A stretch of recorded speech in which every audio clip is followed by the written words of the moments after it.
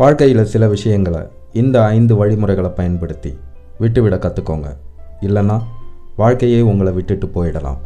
முதல் வழி, முழுமையான ஏற்பு. நடந்ததுன்னு ஏற்றுக்கங்க. ஆமாம், இது நடந்துருச்சு, என்னால் கடந்த காலத்தை மாற்ற முடியாதுன்னு நடந்த விஷயத்துக்கு ஒரு முற்றுப்புள்ளி வைங்க.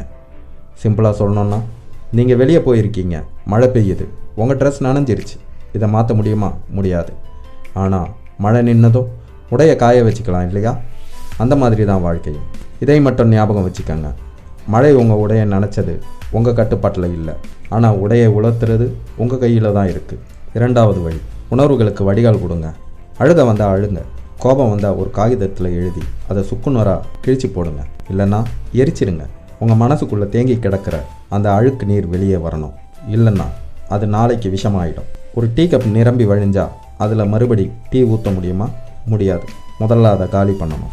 அதே மாதிரி தான் மனசும். பழைய கசப்புகளை வெளியே தள்ளுங்க. அப்போ தான் புது சந்தோஷத்துக்கு இடம் கிடைக்கும். மூன்றாவது வழி, மன்னிப்பு உங்களை விடுவிக்கும்.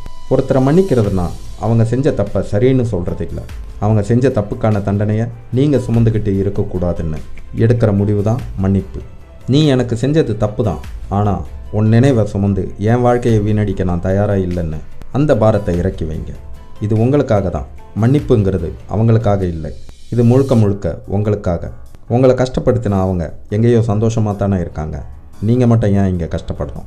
நான்காவது வழி, சூழலை மாற்றுங்கள். பழைய ஃபோட்டோ, மொபைல் நம்பர், அவங்க கொடுத்த பரிசு, எது உங்களை சோகத்துக்குள்ளே இழுக்குதோ அதை உங்கள் பார்வையிலிருந்து தூரமாக வைங்க. புது இடங்களுக்கு போங்க. புது மனிதர்களோடு பேசுங்க. ஒரு டெக்னிக் சொல்கிறேன் கேளுங்க. உங்கள் ரூமை மாற்றுங்க. படுக்கையை வேறு பக்கம் திருப்பி வைங்க. சுவரில் இருக்க படத்தை மாற்றுங்க. இந்த மாதிரி சின்ன சின்ன மாற்றங்கள் கூட உங்கள் மனசுக்கு பெரிய மாற்றத்தை தரும். சுற்றுப்புறம் மாறும்போது உங்களோட சிந்தனையும் மாறும். ஐந்தாவது வழி, நிகழ்காலத்தில் வாழுங்க. இன்றைக்கி இந்த நிமிஷம் உங்கள் முன்னாடி என்ன வேலை இருக்குன்னு பாருங்கள். ஒரு புது கலையை கற்றுக்கங்க. ஒரு செடிக்கு தண்ணி ஊற்றுங்க. உங்களுக்கு பிடிச்ச ஒரு வேலையில் முழு கவனத்தையும் செலுத்துங்க. உங்கள் நிகழ்காலத்தில் எவ்வளவு பிஸியாக இருக்கீங்களோ அவ்வளவு வேகமாக பழைய கசப்புகள் உங்களை விட்டு மறையும். வாழ்க்கை இப்போது தான் நடக்குது. நேற்று முடிஞ்சு போச்சு, நாளை இன்னும் வரல. நான் சொன்ன இந்த 5 கருத்துக்களில் உங்களுக்கு ஏதாவது முரண்பாடு இருந்தால் அது என்னன்னு கமெண்டில் தெரியப்படுத்துங்க. அஞ்சாதை சேனலை சப்ஸ்கிரைப் பண்ணுங்கள்.